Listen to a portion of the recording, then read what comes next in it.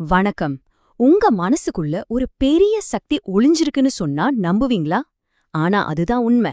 இன்னைக்கு நாம அந்த மனோசக்தியோட ரகசியத்தை பத்தியும் முழுமையான அமைதியை எப்படி அடையறதுன்னு பார்க்க போறோம்.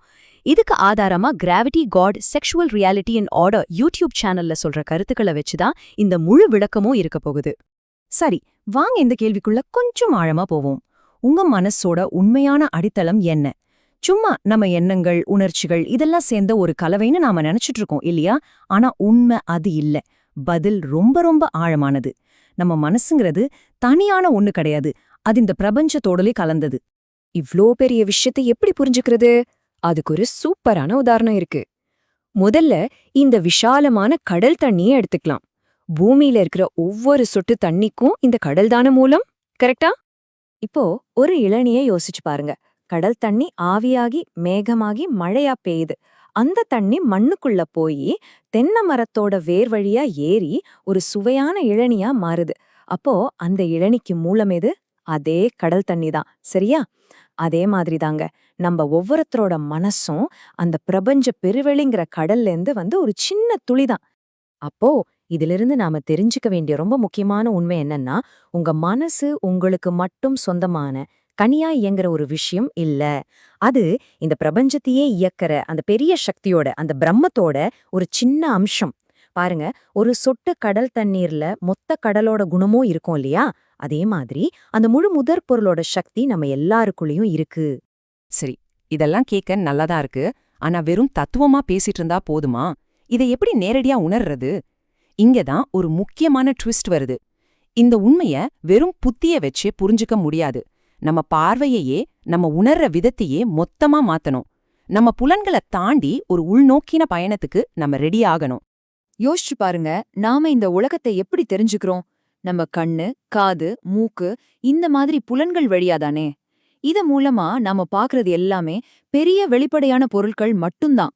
ஆனா உண்மையான யதார்த்தம் எல்லாத்துக்கும் அடிப்படையா இருக்கிற அந்த பரமாணுங்கிற ரொம்ப ரொம்ப நுட்பமான ஒரு நிலையில இருக்கு. அத உணரணும்னா நம்ம இந்த புலன்களோட எல்லையை தாண்டி போகணும். அதுக்கான வழிமுறை தான் இது. ரொம்ப தெளிவா இருக்கு பாருங்க. ஸ்டெப் 1, நம்ம புலன்களோட கட்டுப்பாட்டுல இருந்து வெளியே வர்றது. ஸ்டெப் 2, எல்லாத்துக்கும் அடிப்படையா இருக்கிற அந்த நுட்பமான சக்தியை உணர்றது. ஃபைனலா அந்த நுட்பமான சக்திக்குமே மூலமா இருக்கிற அந்த பேருண்மையை தெரிஞ்சுக்கிறது. இது ஒரு ஸ்டெப் பை ஸ்டெப் உள்முக பயணம். நம்ம சர்வசாதாரணமா யூஸ் பண்ற அண்டர்ஸ்டாண்டிங்கிற இங்கிலீஷ் வார்த்தைக்குள்ள எவ்வளவு பெரிய தத்துவம் இருக்கு பாத்தீங்களா? இதுக்கு ஒரு அற்புதமான விளக்கம் இருக்கு. ஒரு விஷயத்த உண்மையிலேயே புரிஞ்சுக்கணும்னா உங்க உணர்வு நிலை அந்த விஷயத்துக்கு கீழே, அதாவது அதை விட நுட்பமான ஆழமான ஒரு இடத்துல நிக்கணும். அப்போதான் அதை முழுசா உள்வாங்க முடியும். இப்போ இந்த பயணத்தோட உச்சகட்டத்துக்கு வர்றோம்.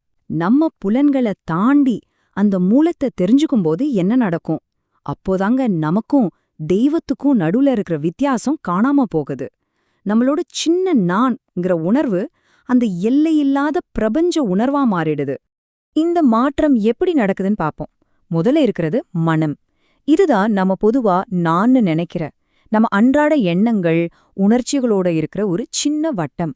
இந்த மனம் இன்னும் ஆழமாகி விரிவடையும் போது அது அறிவுங்கிற அடுத்த நிலைக்கு போகுது. இது வெறும் எண்ணங்கள் கிடையாது, நம்மளோட எல்லா அனுபவங்கள், பதிவுகளோட ஒரு தொகுப்பு.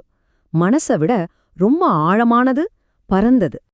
கடைசியா அந்த அறிவு தன்னோட மூலத்தை உணரும்போது அதுவே தெய்வமாகிடுது.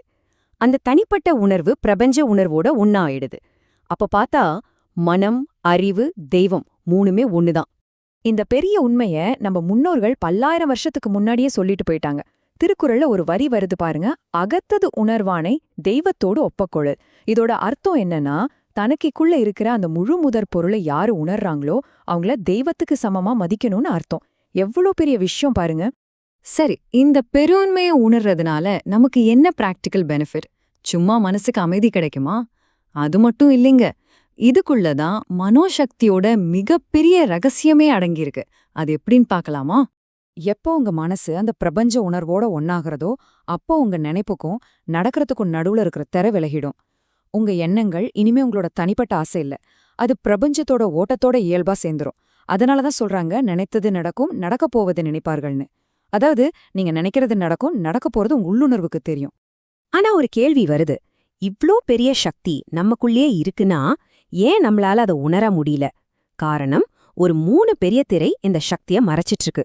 அது என்னன்னா, 1 நான்கிற தன்முனைப்பு, அதாவது ஈகோ. 2வது நாம செஞ்ச தப்பான காரியங்களோட பதிவு. 3வது எது உண்மை எது பொய்ன்னு தெரியாத ஒரு மயக்க நிலை. அப்போ இந்த தடைகளை எல்லாம் எப்படி நீக்கிறது, எப்படி மனச சுத்தப்படுத்துறது? அதுக்கு ஒரே வழிதான் இருக்கு. அந்த வழிதான் முழுமையான அமைதிக்கும் அளவே இல்லாத மனோசக்திக்கும் நம்மள கூட்டிட்டு போகும். இதுக்கு ஒரு சூப்பரான கதை இருக்கு. மகாகவி பாரதியாரோட குரு குள்ளச்சாமின்னு ஒரு ஞானி. அவர் ஒரு நாள் ஒரு பெரிய அழுக்கு மூட்டைய தூக்கிட்டு வந்து பாரதியார் முன்னாடி போட்டாராம். போட்டுட்டு கேட்டாராம், ஏன் அழுக்கு மூட்டைய நான் எரிஞ்சிட்டேன், உன் அழுக்க நீ எப்போ தொலைக்க போறன்னு. இங்க அழுக்குன்னா நம்ம மனசுல இருக்கிற கெட்ட குணங்கள் தான். அத நாம தான் தூக்கி எறியணும். இங்க பாருங்க, ரொம்ப தெளிவா புரியும். ஒரு பக்கம் பேராசை, கோவம், பொறாம மாதிரி நம்ம சக்தியை குறைக்கிற கெட்ட குணங்கள். இன்னொரு பக்கம் ஈகை, மன்னிப்பு, பெருந்தன்மை மாதிரி நம்ம சக்தியை அதிகப்படுத்துற நல்ல குணங்கள்.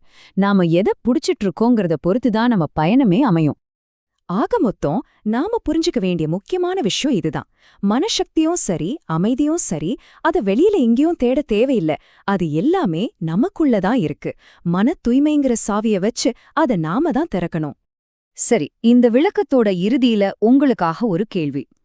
நாம இப்போ பேசின மாதிரி அந்த ஈகோ, கெட்ட பதிவுகள், மயக்கம்னு எல்லா தடைகளும் நீக்கப்பட்ட ஒரு சுத்தமான மனசோட உண்மையான சக்திக்கு எல்லைன்னு ஒன்னு இருக்குமா? அதோட பவரோட லிமிட் என்னவா இருக்கும்? கொஞ்சம் யோசிச்சு பாருங்க. வாழ்க வளமுடன்.